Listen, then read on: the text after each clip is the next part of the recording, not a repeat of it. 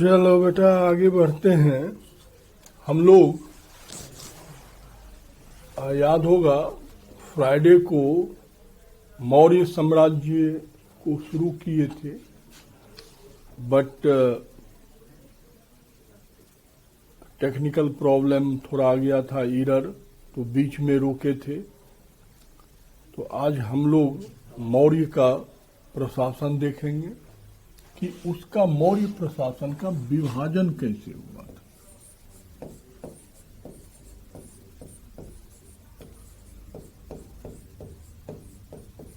का विभाजन तुम लोग बताए थे। मौर्य प्रशासन 3 स्तर पे विभाजित था: केंद्र, प्रांत और रीजनल। ये नीचे वाला जो है ये क्षेत्रीय विभाजन था। इसको जनपद कहा जाता था। और ये आपका गांव हुआ। केंद्र पर 2 थे, राजा और मंत्री, यहाँ पर गवर्नर। ठीक है, इस पर हम लोगों ने चर्चा भी कर लिया था कि भाई चाणक्य का जो सप्तांग सिद्धांत आपने देखा था कि मौर्य प्रशासन का विभाजन 3 स्तर पे करते हुए उन्होंने सबसे ऊपर पर अपने राजा को रखा था।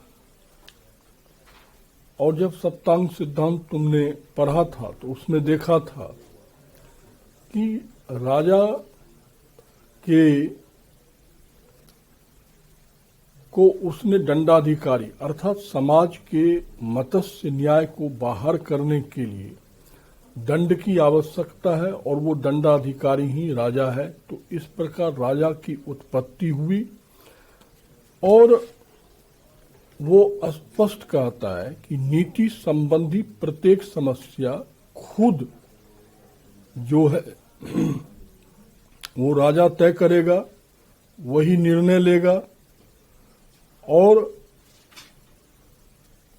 चाणक्य अपने राजा के महत्व को स्थापित करते हुए स्पष्ट कह रहा है कि यदि नीति शास्त्र और राजा के कानून में मतभेद होता है तो राजा ही का ही कानून क्या होगा, मान्य होगा।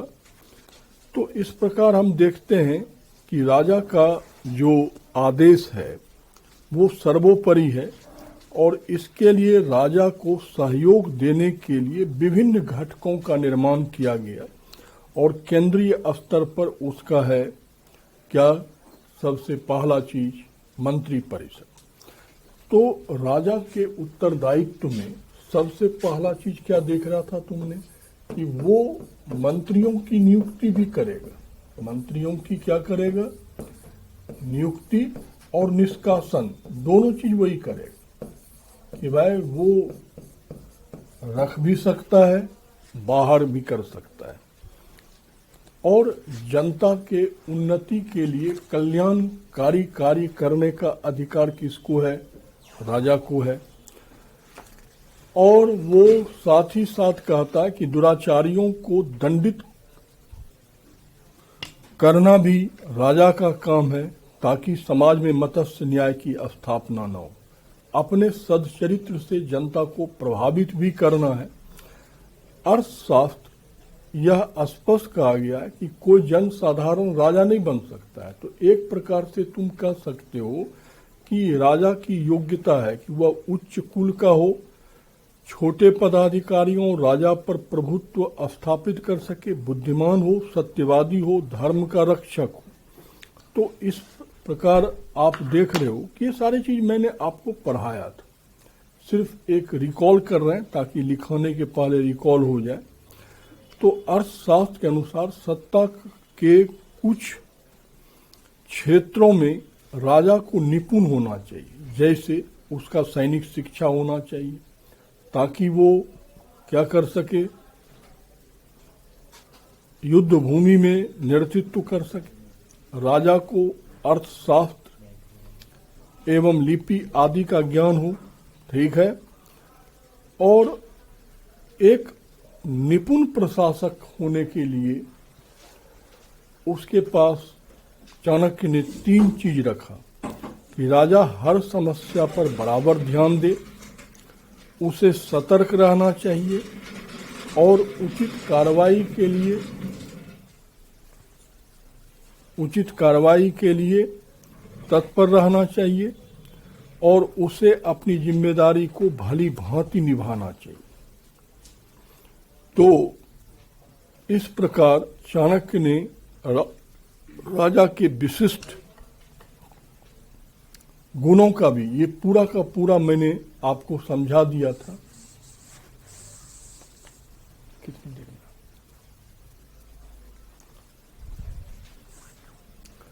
और इसे अब बेटा एक बार थोड़ा सा लिख लीजिए, क्योंकि बिना लिखे समझ में लंबा समय तक नहीं रहता है और आप लोगों को दिक्कत न हो, इसी के लिए मैंने फिर से इसे रिकॉल किया। तो प्लीज पहले लिख लीजिए। जो मौर्य प्रशासन लिख रहे हो उसके पैराग्राफ बदल के लिखना। चाणक्य ने मौर्य प्रशासन का विभाजन, चाणक्य ने मौर्य प्रशासन का विभाजन 3 स्तरों पर किया। केंद्र, प्रांत, केंद्र, प्रांत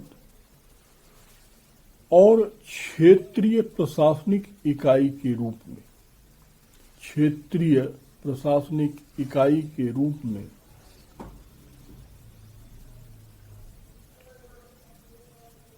इन सभी इकाइयों से अपने अलग अलग, इन सभी प्रशासनिक इकाइयों के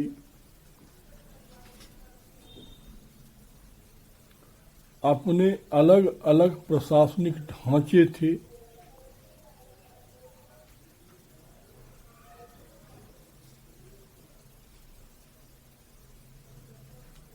परंतु यह विकेंद्रीकृत स्वरूप नहीं था।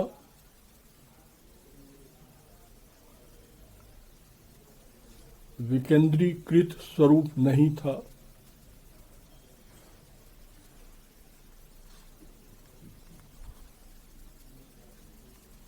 वास्तव में यह सभी एक केंद्रीयकृत प्राधिकार से, वास्तव में यह सभी एक केंद्रीयकृत प्राधिकार से नियंत्रित होते थे।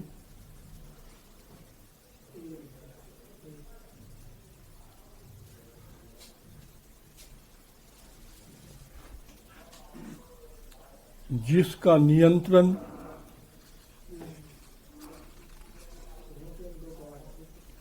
केंद्र में बैठे राजा के हाथ में होता था।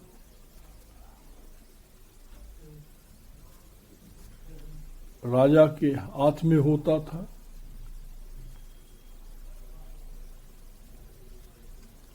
केंद्रीय प्रशासन को निम्न भागों में बांट सकते हैं। केंद्रीय प्रशासन को निम्न भागों में बांट सकते हैं।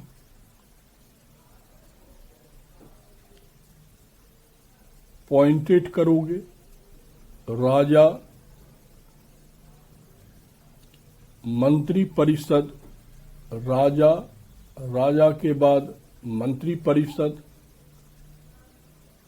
नागरिक प्रशासन, सेना, गुप्तचर विभाग, गुप्तचर विभाग, विधि एवं न्याय, विधि एवं न्याय, और नेक्स्ट जन कल्याण, नेक्स्ट, जन कल्याण।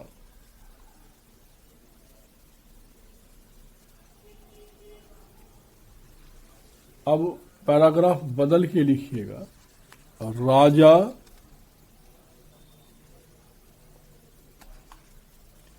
राज्य का सर्वोच्च अधिकारी था।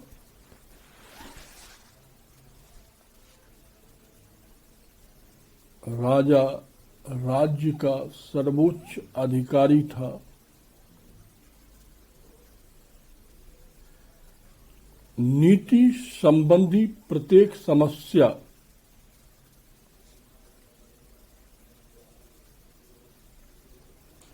खुद तय करता था।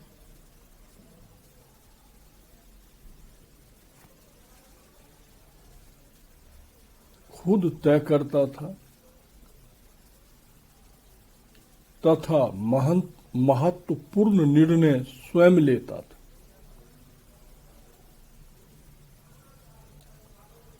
तथा महत्वपूर्ण निर्णय स्वयं लेता था।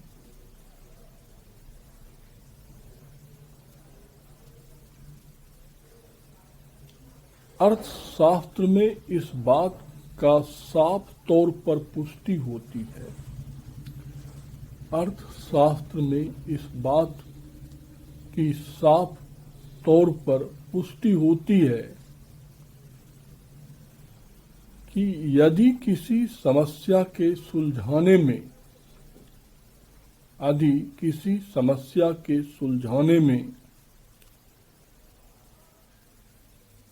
नीति शास्त्र और राजा के कानून में मतभेद होता था तो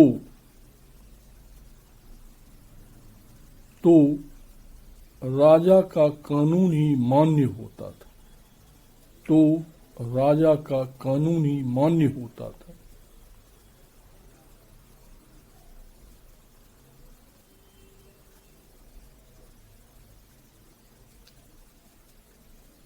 वास्तव में मौर्य साम्राज्य में एक केंद्रीकृत शासन व्यवस्था थी।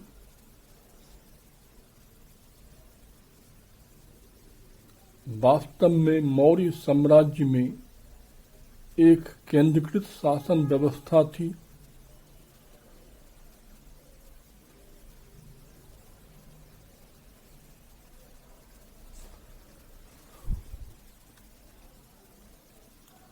जिसमें महाजनपदकालीन राजतंत्र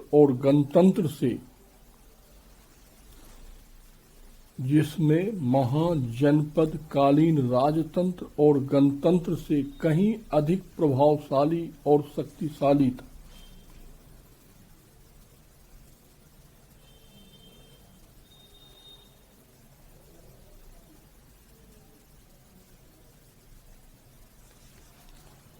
अर्थशास्त्र के अनुसार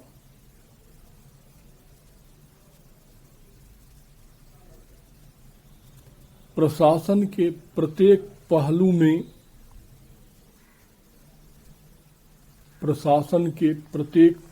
में राजा का आदेश या विचार ही सर्वोपरि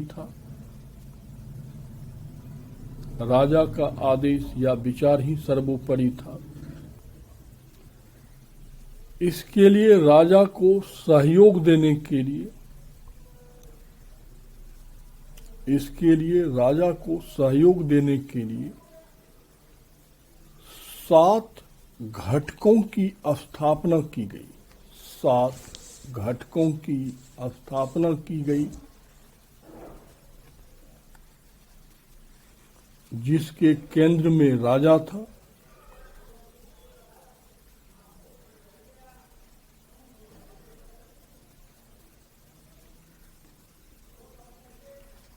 अर्थशास्त्र के अनुसार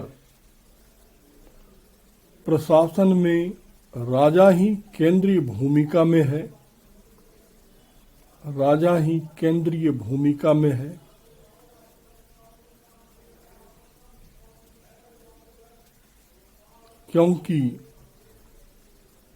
क्योंकि लाइन बदल के पॉइंटेड करके लिखोगे, मंत्रियों की नियुक्ति एवं निष्कासन करता है,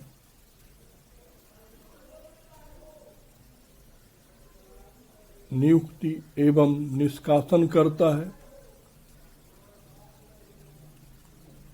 नेक्स्ट पॉइंट करोगे, जनता और कोष की रक्षा करता है, जनता और कोष की रक्षा करता है,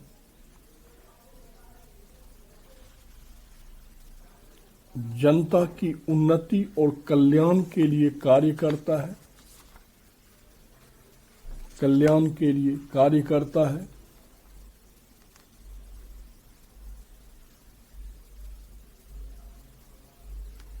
दुराचारियों को दंडित करता है, दुराचारियों को दंडित करता है,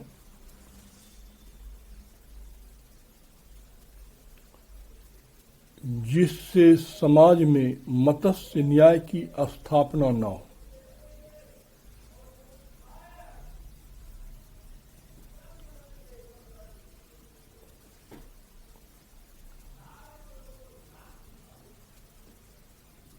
मत्स्य न्याय की स्थापना न हो। और नेक्स्ट लिखना, अपने सदचरित्र से प्रजा को प्रभावित करता है, और अपने सदचरित्र से प्रजा को प्रभावित करता है।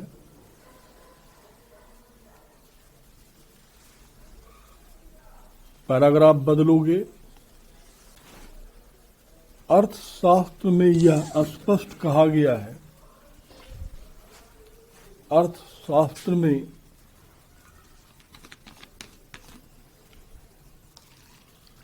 स्पष्ट कहा गया है कि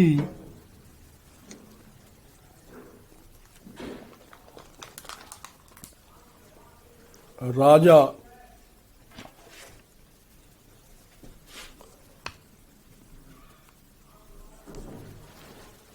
कोई जनसाधारण नहीं हो सकता, राजा कोई जनसाधारण नहीं हो सकता।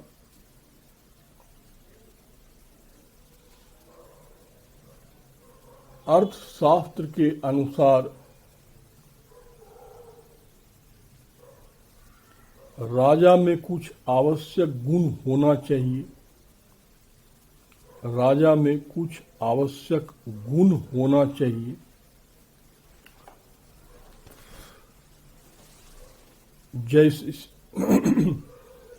जैसे पॉइंटेड करो लाइन बदलकर, वह उच्च कुल का हो, वह उच्च कुल का हो।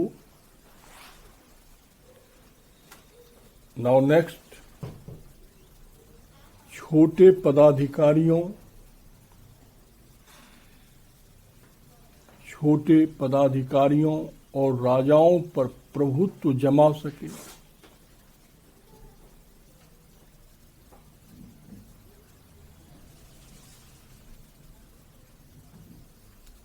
बुद्धिमान हो, नेक्स्ट पॉइंट, बुद्धिमान हो। नेक्स्ट पॉइंट, सत्यवादी हो।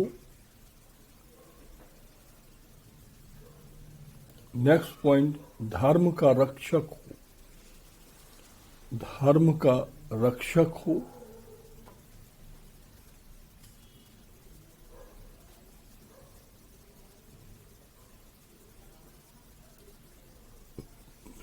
अब पैराग्राफ बदल के लिखिएगा, अर्थशास्त्र के अनुसार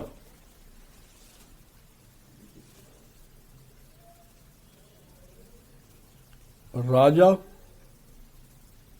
का कुछ विशेष क्षेत्रों में, राजा के अनुसार, अर्थशास्त्र के अनुसार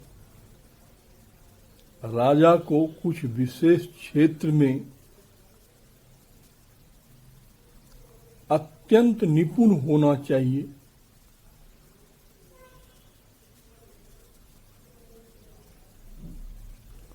जिससे वह अपना काम भली भांति कर सके।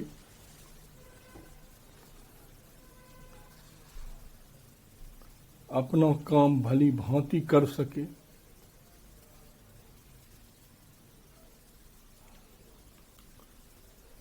उसे सैनिक शिक्षा प्राप्त होना चाहिए।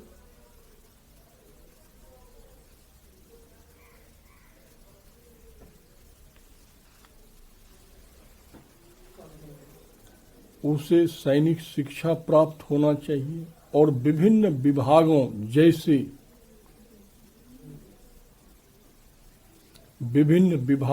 जैसे अर्थव्यवस्था एवं लिपि आदि का पूर्ण ज्ञान हो।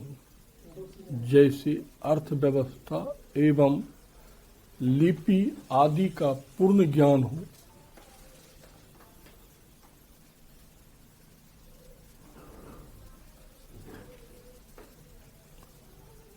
अर्थशास्त्र में राजा के आचरण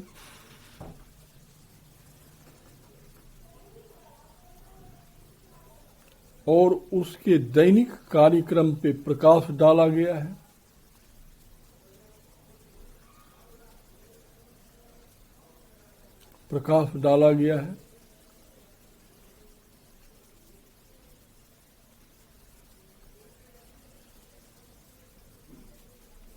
राजा को एक निपुण प्रशासक होने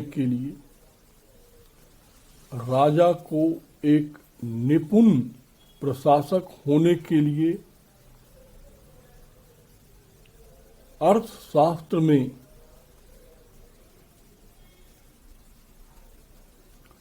3 बुनियादी शर्तों का वर्णन है। पॉइंटेड कर देना।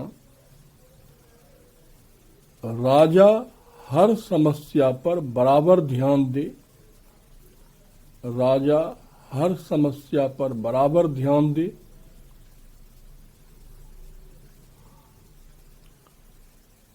नेक्स्ट पॉइंट, उसे सतर्क रहना चाहिए।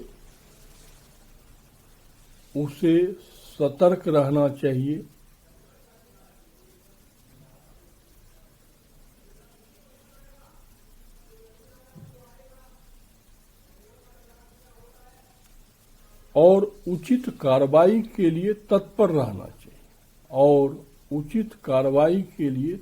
रहना चाहिए।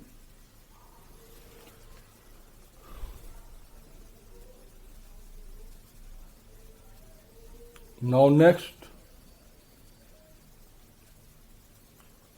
उसे अपनी जिम्मेदारी को भली भांति निभाना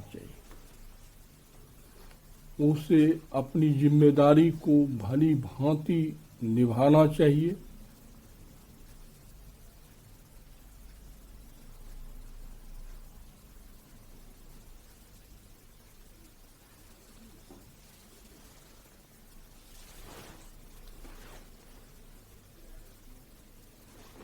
अब पैराग्राफ बदल लोगे। इसके अलावा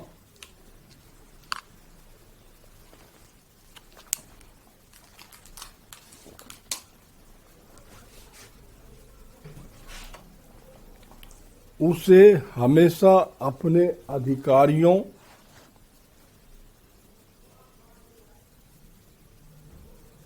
और सलाहकारों के संपर्क में रहना चाहिए।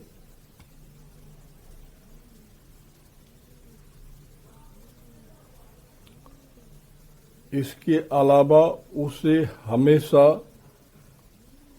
अपने अधिकारियों और सलाहकारों के संपर्क में रहना चाहिए। अशोक के समय तक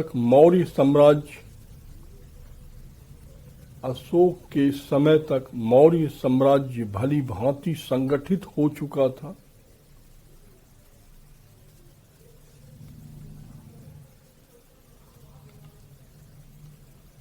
मौर्य प्रशासन का प्रमुख उद्देश्य प्रजा का कल्याण था।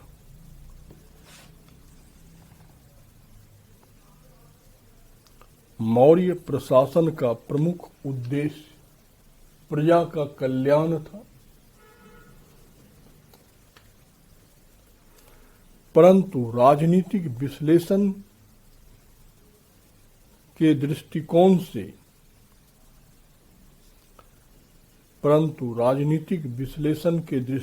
से वह सम्राट था।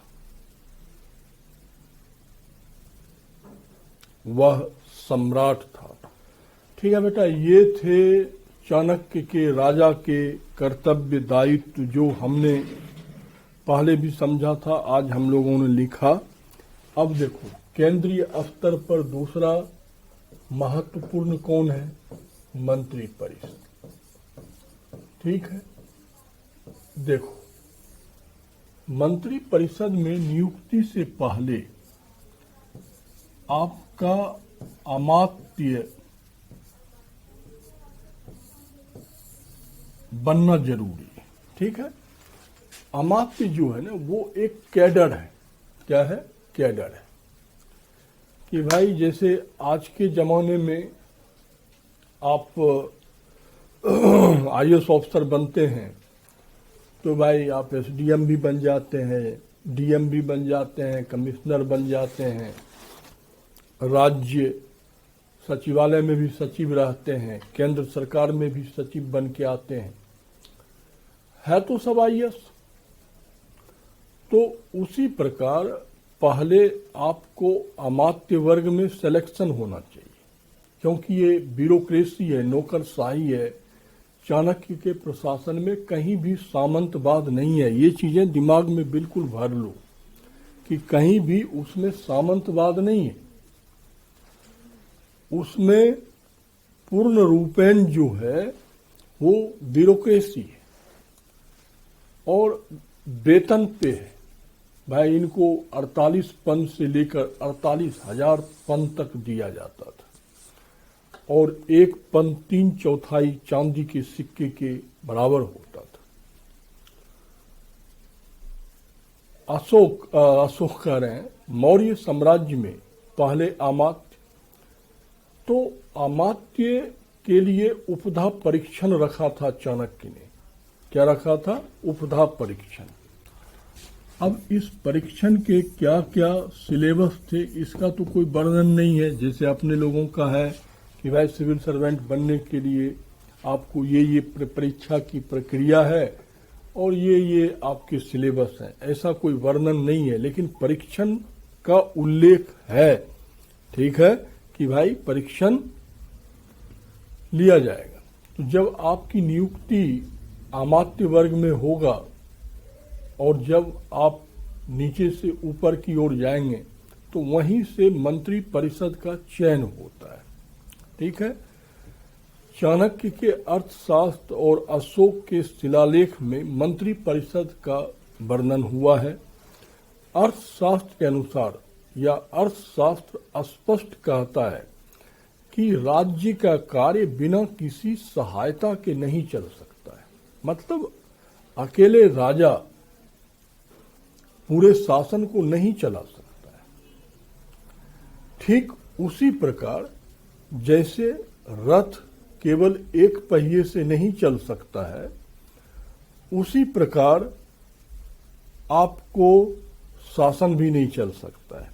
तो चाणक्य स्पष्ट कहता है कि इसके लिए मंत्रियों की नियुक्ति होनी चाहिए और इसके सलाह के अनुसार ही कार्य। अब देख रहे हो स्पष्ट दिख रहा है कि मंत्री परिषद को सिर्फ सलाह, एडवाइस देने का अधिकार है, निर्णय लेने का अधिकार सिर्फ और सिर्फ राजा को है। ये एडवाइजरी बॉडी है।